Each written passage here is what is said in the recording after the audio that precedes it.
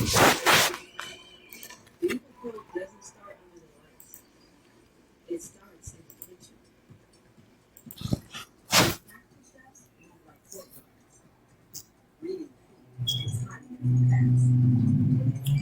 right, Shalom. First and foremost, I'd like to give all praises and glory and honor to Yahweh Ba'Shem, Yahweh Shai, Bahashem, Wakar Kadash, and the Heavenly Father, true names Yahweh, and His only begotten Son, Bahashem, in the name of Hamashiach, Yahweh Shai.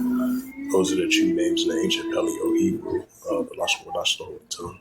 And I said, Barakathon to the elders and apostles, Wa'aki, Wa'akwa, and I say Shalom.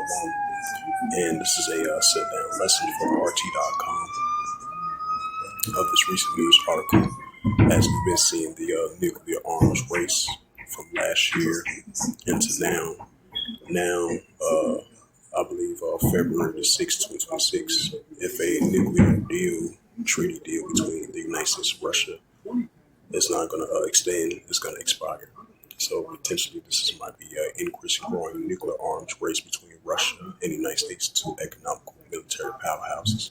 And this is from RT.com, January 26, 2026. It reads, World faces new arms race if New START expires.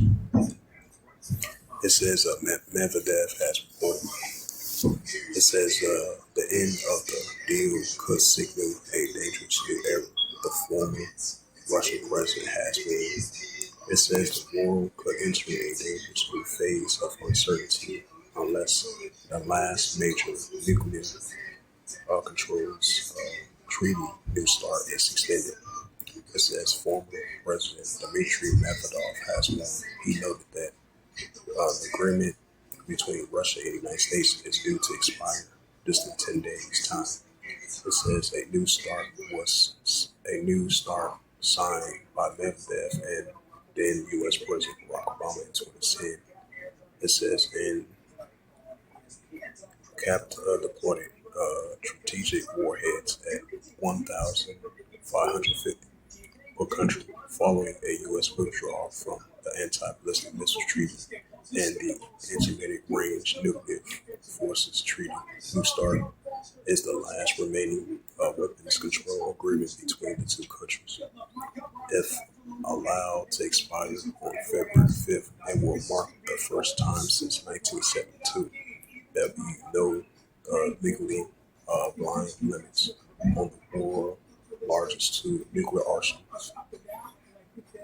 It says in an interview with Komorskin, a newspaper on Monday, Medvedev, who is now the deputy chairman of Russia's Security Council, hailed the treaty as a win-win achievement on real promises, stating that it had played a positive role.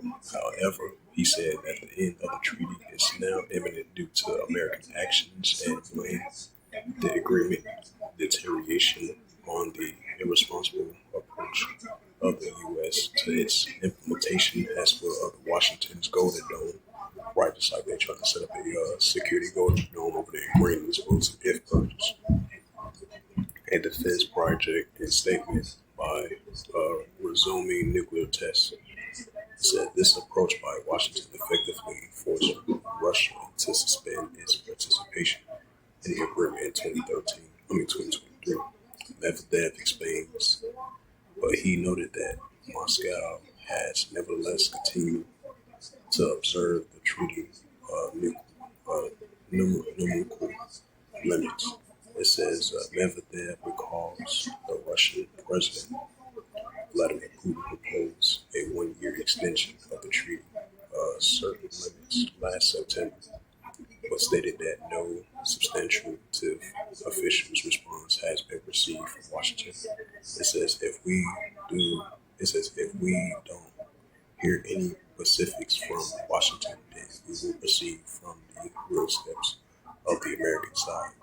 He stated that Russia is ready for any development of events and will prompt a formally counter any new threats to the security using its new Orshint rapidly steam in a Pakistan supposes Don weapon systems Medvedev stressed the success work of Russia's defense industry is a tranquilizer for the neurotics from the club of Russia's enemies he had. Why so while the Russian-Ukraine situation is going on at the end of the European Union, NATO versus Belarus, Russia has heated up.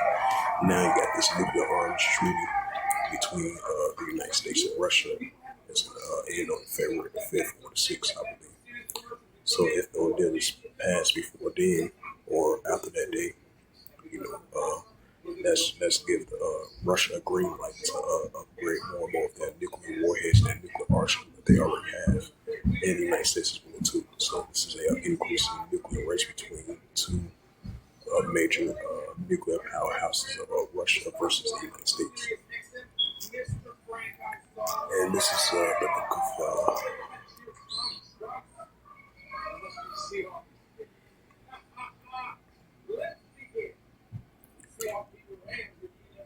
Ezekiel chapter 38, verse 4. It says, "And I will turn thee back and put hooks into thy jaws. And I will bring thee forth in all thy army, horse and horsemen, all of them clothed with all sorts of armor, even a great company of shields, all of them having swords." Right? So Russia, they still gonna be in that warlike mindset.